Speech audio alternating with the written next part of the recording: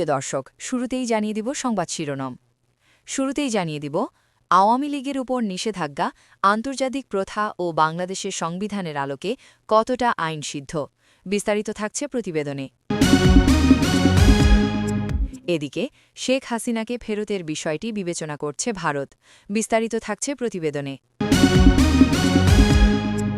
আরও জানিয়ে দিব, গ্রেপ্তার হওয়া সকল আওয়ামী লীগ কর্মীদের পরিবারের পাশে শিরিন শারমিন থাকবেন দাবি করে পুরনো ভিডিও প্রচার, বিস্তারিত থাকছে প্রতিবেদনে। এদিকে বিএনপির উচিত সংস্কার নিয়ে সংঘাত এড়ানো ও আওয়ামী লীগের নেতাকর্মীদের মামলা পর্যালোচনা করা, বিস্তারিত থাকছে প্রতিবেদনে। আরও জানিয়ে দিব, নিষেধাজ্ঞা প্রত্যাহারের দাবিতে দেশজুড়ে আন্দোলন, বিস্তারিত থাকছে প্রতিবেদনে। এদিকে নিষেধাজ্ঞা প্রত্যাহারে ঐক্যবদ্ধ ছাত্রলীগ ও যুবলীগ, রাজপথের শক্ত অবস্থান, বিস্তারিত থাকছে প্রতিবেদনে। আরও জানিয়ে দিব, জ্বালানি সংকটে পোশাক খাত যখন ধুঁকছে তখন বিএনপি সরকার কার স্বার্থে কাজ করছে, বিস্তারিত থাকছে প্রতিবেদনে। এদিকে ভারত মহাসাগরে আরেক জাহাজ জব্দ করল মার্কিন নৌবাহিনী, বিস্তারিত থাকছে প্রতিবেদনে। আরও জানিয়ে দিব, হরমুজ প্রণালীতে দেখামাত্র গুলির নির্দেশ ট্রাম্পের, বিস্তারিত থাকছে প্রতিবেদনে। এবং সর্বশেষ জানিয়ে দিব, নিজেদের নাগরিকদের দ্রুত ইরান ছাড়ার নির্দেশ ভারতের, বিস্তারিত থাকছে প্রতিবেদনে। এতক্ষণ শুনছিলেন সংবাদ শিরোনাম, এবারে বিস্তারিত। তার আগে ভিডিওটি ভালো লাগলে এবং সর্বশেষ আপডেট নিউজ পেতে চ্যানেলটি সাবস্ক্রাইব করুন। ধন্যবাদ। মূলত মানুষের মানবাধিকার দুরকম, একটা অবিচ্ছেদ্য, যা কখনো কেড়ে নেওয়া যায় না, ও আরেকটা বিচ্ছেদ্য, আইনগত বিধিনিষেধ সাপেক্ষে, যা নিয়ন্ত্রণ করা যায়। তদ্রূপ একজন মানুষের রাজনৈতিক অধিকারগুলোও আন্তর্জাতিক আইন অনুযায়ী অবিচ্ছেদ্য মানবাধিকারের অংশ। আন্তর্জাতিক মানবাধিকার আইনের মূল ভিত্তি হল যে এই অধিকারগুলো মানুষের মর্যাদা ও অস্তিত্বের সাথে জন্মগতভাবে জড়িত এবং এগুলো কোনো রাষ্ট্র বা কর্তৃপক্ষ কখনো কেড়ে নিতে পারে না। এই বিষয় নিয়ে আন্তর্জাতিক আইনে সুস্পষ্ট উল্লেখ আছে। আন্তর্জাতিক আইনের স্বীকৃত দলিলে মানুষের রাজনৈতিক অধিকারকে, জাতিসংঘের বেশ কিছু গুরুত্বপূর্ণ দলিলের রাজনৈতিক অধিকারকে অবিচ্ছেদ্য অংশ হিসেবে ঘোষণা করা হয়েছে। মানবাধিকারের সর্বজনীন ঘোষণাপত্র UDHR ১৯৪৮ সালে গৃহীত এই দলিলে স্পষ্ট বলা হয়েছে যে প্রতিটি মানুষের রাজনৈতিক মত প্রকাশের এবং সরকার নির্বাচনে অংশগ্রহণের অধিকার রয়েছে, এবং এর প্রস্তাবনায় মানবাধিকারকে অবিচ্ছেদ্য হিসেবে উল্লেখ করা হয়েছে। ICCPR মানুষের নাগরিক ও রাজনৈতিক অধিকার বিষয়ক এই আন্তর্জাতিক চুক্তিতে ভোটদান, সংগঠন করা এবং জনহিতকর কাজে অংশ নেওয়ার অধিকারকে আইনি সুরক্ষা দেওয়া হয়েছে। আইন অনুযায়ী একজন মানুষের রাজনৈতিক অধিকারের মধ্যে মূলত নিচের বিষয়গুলো অন্তর্ভুক্ত: প্রথমত, ভোটদানের অধিকার সহ অবাধ ও সুষ্ঠু নির্বাচনে নিজের প্রতিনিধি নির্বাচনের সুযোগ; দ্বিতীয়ত, নির্বাচনে প্রার্থী হওয়ার অবিচ্ছেদ্য অধিকার প্রয়োগের মাধ্যমে যোগ্যতা অনুযায়ী সরকারি পদে লড়াই করার অধিকার।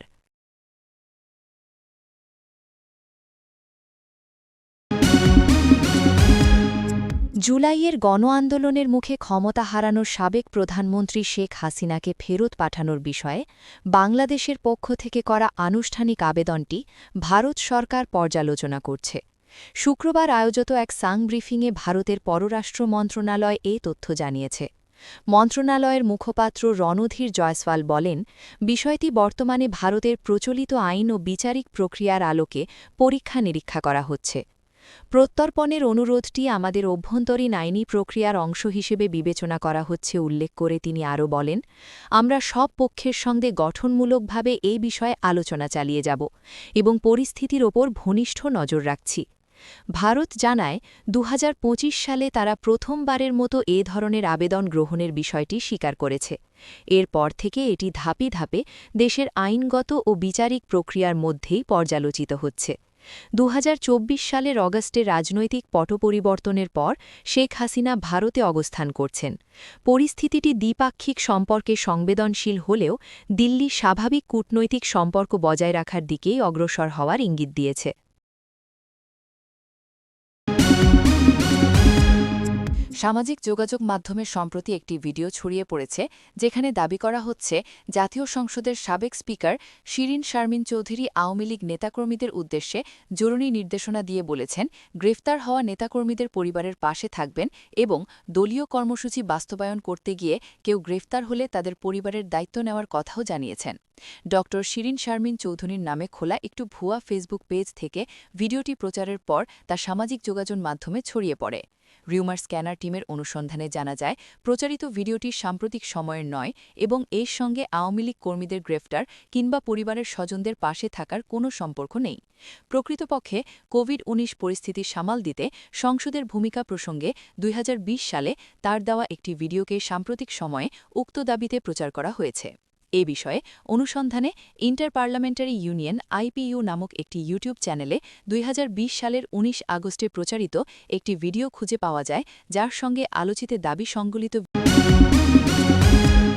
অর্থনীতি, সুশাসন ও নিরাপত্তা সংস্কারে দ্রুত পদক্ষেপ গ্রহণে সরকারের শুরুর সময়টিকে কাজে লাগানো উচিত বিএনপির।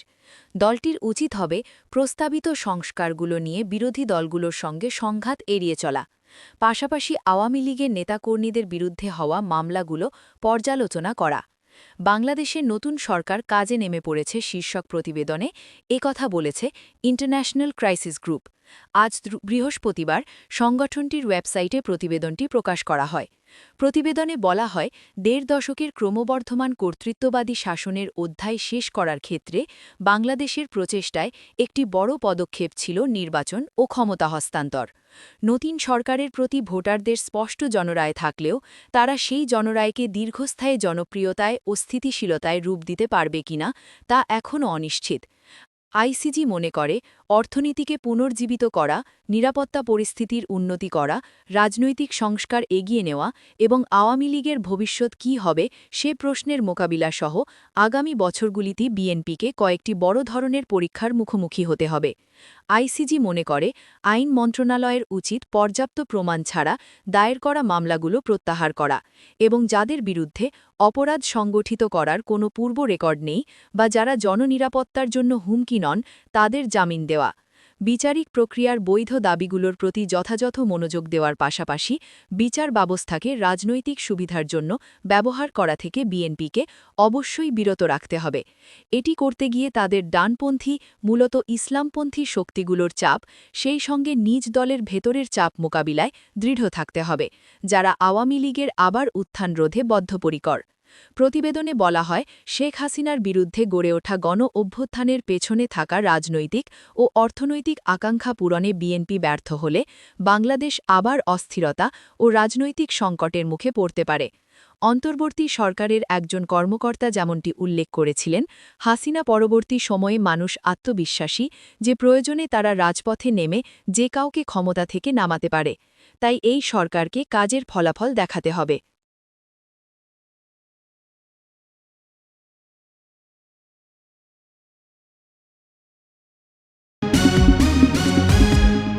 আরোপিত নিষেধাজ্ঞা প্রত্যাহারের দাবিতে রাজধানীসহ সারা দেশে আন্দোলন ছড়িয়ে পড়েছে। বিভিন্ন স্থানে মিছিল, সমাবেশ ও প্রতিবাদ কর্মসূচির মধ্য দিয়ে নিজেদের দাবি জানাচ্ছেন নেতাকর্মীরা। বিশেষ করে বাংলাদেশ ছাত্রলীগ এবং বাংলাদেশ যুবলীগ এর সক্রিয় অংশগ্রহণে কর্মসূচিগুলো আরও জোরদার হয়েছে। রাজধানী ঢাকা ছাড়াও চট্টগ্রাম, খুলনা, রাজশাহী, সিলেট সহ বড় শহরগুলোতে বিক্ষোভ দেখা গেছে। সকালে বিভিন্ন পয়েন্টে জড়ো হয়ে মিছিল বের করেন নেতাকর্মীরা। তারা ব্যানার ফেস্টুন হাতে নিয়ে স্লোগান দেন, নিষেধাজ্ঞা মানি না, অবিলম্বে প্রত্যাহার চাই ইত্যাদি। আন্দোলনকারীদের দাবি আরোপিত নিষেধাজ্ঞা অযৌক্তিক এবং রাজনৈতিক উদ্দেশ্যপ্রণোদিত। তাদের মতে এটি গণতান্ত্রিক অধিকার ক্ষুণ্ণ করছে এবং সংগঠনগুলোর স্বাভাবিক কার্যক্রম বাধাগ্রস্ত করছে। দ্রুত এই সিদ্ধান্ত প্রত্যাহার না করলে আরও কঠোর কর্মসূচি দেওয়ার হুঁশিয়ারিও দেওয়া হয়েছে। এদিকে আইন-শৃঙ্খলা রক্ষাকারী বাহিনী পরিস্থিতি নিয়ন্ত্রণে রাখতে সতর্ক অবস্থানে রয়েছে। বিভিন্ন স্থানে অতিরিক্ত পুলিশ মোতায়েন করা হয়েছে যাতে কোনো ধরনের সহিংসতা বা অপ্রীতিকর ঘটনা না ঘটে। তবে কিছু এলাকায় বিক্ষোভের কারণে যান চলাচলে বিঘ্ন সৃষ্টি হয়েছে। রাজনৈতিক বিশ্লেষকদের মতে এই দেশজুড়ে আন্দোলন কেবল নিষেধাজ্ঞা প্রত্যাহারের দাবিতে সীমাবদ্ধ নয়, বরং এটি বৃহত্তর রাজনৈতিক শক্তি প্রদর্শনের অংশ। তারা মনে করছেন মাঠের রাজনীতিতে সক্রিয়তা বাড়াতে এবং সমর্থকদের সংগঠিত করতে এই ধরনের কর্মসূচি গুরুত্বপূর্ণ ভূমিকা রাখছে। অন্যদিকে সংশ্লিষ্ট কর্তৃপক্ষের পক্ষ থেকে এখনও বিস্তারিত কোনো আনুষ্ঠানিক প্রতিক্রিয়া পাওয়া যায়নি। তবে প্রশাসনের একটি সূত্র জানিয়েছে পরিস্থিতি নিবিড়ভাবে পর্যবেক্ষণ করা হচ্ছে এবং প্রয়োজন অনুযায়ী ব্যবস্থা নেওয়া হবে। সাধারণ মানুষের মধ্যে এ নিয়ে মিশ্র প্রতিক্রিয়া দেখা যাচ্ছে।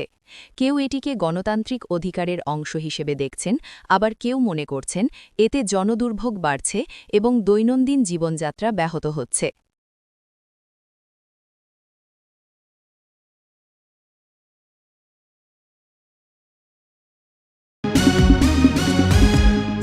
আরোপিত নিষেধাজ্ঞা প্রত্যাহারের দাবিতে ঐক্যবদ্ধভাবে রাজপথে নেমেছে বাংলাদেশ ছাত্রলীগ ও বাংলাদেশ যুবলীগ।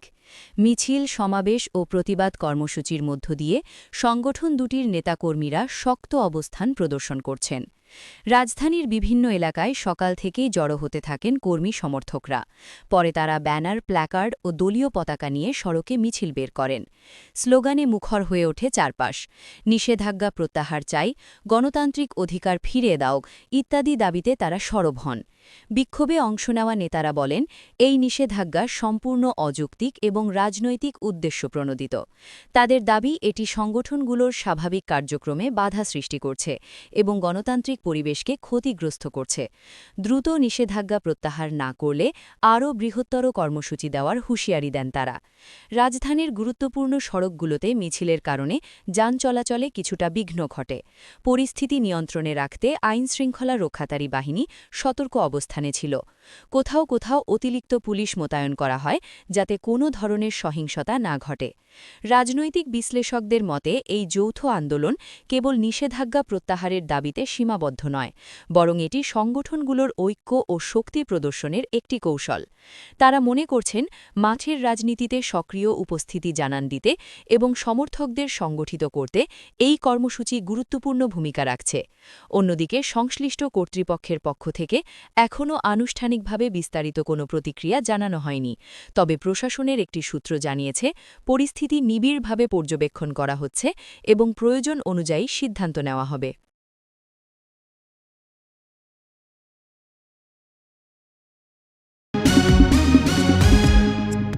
বাংলাদেশের তৈরি পোশাক খাত এই মুহূর্তে যে সংকটের মধ্যে আছে সেটা নিয়ে ভাবলেই যে কারুর বুক ভারী হয়ে আসার কথা।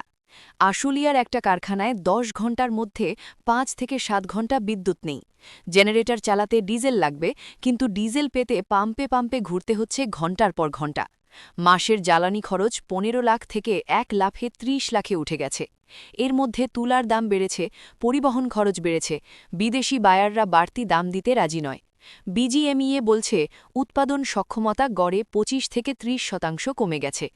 গত মার্চে রপ্তানি কমেছে গত বছরের একই মাসের চেয়ে ১৯%। এই পরিস্থিতিতে দেশ চালাচ্ছে যে সরকার, তাদের কার্যকলাপ দেখলে বোঝা দুষ্কর যে তারা আসলে এই সংকট সমাধান করতে চায় কিনা, নাকি সংকটটাকে বাঁচিয়ে রেখে সুবিধা নেওয়াটাই তাদের কাজ। এই বছরের ১২ ফেব্রুয়ারির নির্বাচনের কথা মনে আছে নিশ্চয়ই। দেশের বড় বড় রাজনৈতিক দলগুলো সেই নির্বাচনে ছিল না। সাধারণ মানুষ ভোট দিতে যায়নি। কিন্তু সেই নির্বাচনের মাধ্যমেই বিএনপি এখন ক্ষমতায়। একটা দল যেটার জন্ম হয়েছিল সেনাবাসে, যেটা গড়ে উঠেছে দুর্নীতি আর সন্ত্রাসকে আঁকড়ে ধরে, সেই দলের নাম সর্বস্ব মন্ত্রিসভা এখন কোটি মানুষের জীবন নিয়ে সিদ্ধান্ত নিচ্ছে। জ্বালানি সংকটের কথা বলতে গেলে বিদ্যুৎ ও জ্বালানি প্রতিমন্ত্রী অনিন্দ্য ইসলাম অমিত বলেছেন, ফুয়েল ক্রাইসিস তাৎক্ষণিকভাবেই সমাধান করে দেওয়া হয়েছে। এই কথাটা পড়ে হাসবেন না কাঁদবেন ঠিক বোঝা যাচ্ছে না। যে সংকটে হাজারো কারখানার উৎপাদন ৩০% কমে গেছে, রপ্তানি ১৯% পড়ে গেছে, শ্রমিকদের বেতন দেওয়া নিয়ে মালিকরা দুশ্চিন্তায় আছেন, সেই সংকট তাৎক্ষণিকভাবে সমাধান হয়ে গেছে, এই দাবি করতে একটুও লজ্জা লাগে না?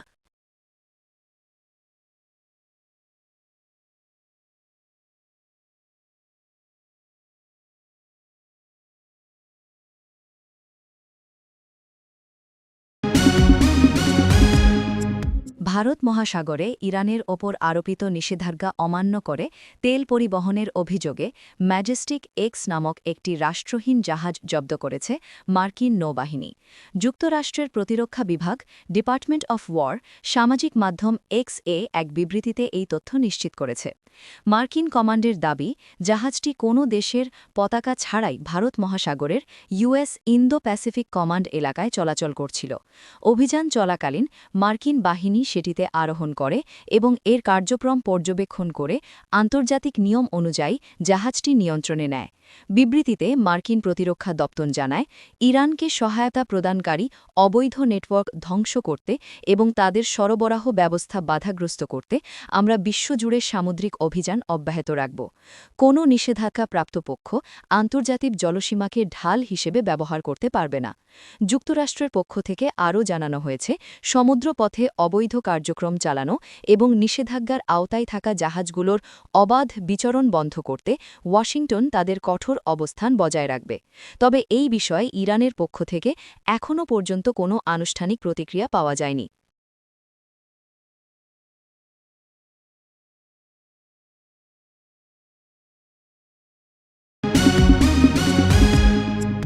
পারস্য উপসাগরের গুরুত্বপূর্ণ জলপথ হরমুজ প্রণালীতে উত্তেজনা চরম আকার ধারণ করেছে।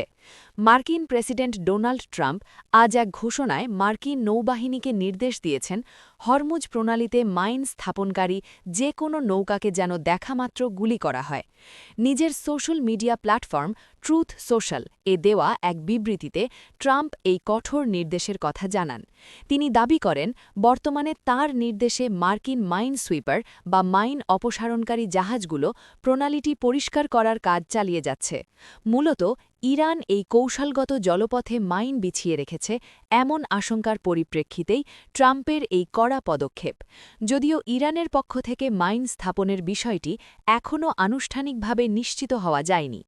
বিশ্লেষকদের মতে, হরমুজ প্রণালীটি বিশ্ব অর্থনীতির জন্য অত্যন্ত গুরুত্বপূর্ণ। স্বাভাবিক সময়ে বিশ্বের মোট তেল এবং তরলীকৃত প্রাকৃতিক গ্যাসের প্রায় 1/5 এই জলপথ দিয়ে পরিবাহিত হয়। যদি এখানে মাইন স্থাপনের কারণে জাহাজ চলাচল বন্ধ হয়ে যায়, তবে বিশ্ব অর্থনীতি দীর্ঘমেয়াদী সংকটের মুখে পড়তে পারে। ট্রাম্পের এই যুদ্ধংদেহী নির্দেশ মধ্যপ্রাচ্যে নতুন করে সংঘাতের পথ প্রশস্ত করছে কিনা তা নিয়ে বিশ্বজুড়ে উদ্বেগ ছড়িয়ে পড়েছে। ইরানে অবস্থানরত সব ভারতীয়দের ইরান ছাড়ার আহ্বান জানিয়েছে ভারতের পররাষ্ট্র মন্ত্রণালয়। এছাড়া নতুন করে কাউকে ইরানে প্রবেশ না করতে বিশেষভাবে নির্দেশনা দেওয়া হয়েছে। বৃহস্পতিবার 23 এপ্রিল এক নতুন নির্দেশনায় নয়াদিল্লি বলেছে, যেহেতু কিছু ফ্লাইট চালু হয়েছে, তাই দ্রুত যেন সেগুলো ব্যবহার করে তারা ইরান ছাড়েন। এ ব্যাপারে এক বিবৃতিতে ভারতের পররাষ্ট্র মন্ত্রণালয় বলেছে, ভারতীয়দের আকাশপথ বা স্থলপথ ব্যবহার করে কোনোভাবেই ইরান ভ্রমণ না করার জন্য জোরালো পরামর্শ দেওয়া হচ্ছে। আঞ্চলিক উত্তেজনার কারণে আকাশসীমার ওপর বিধিনিষেধ এবং বিমান চলাচলে অনিশ্চয়তা থাকায় ইরানের আন্তর্জাতিক ফ্লাইটগুলো ব্যাহত হচ্ছে।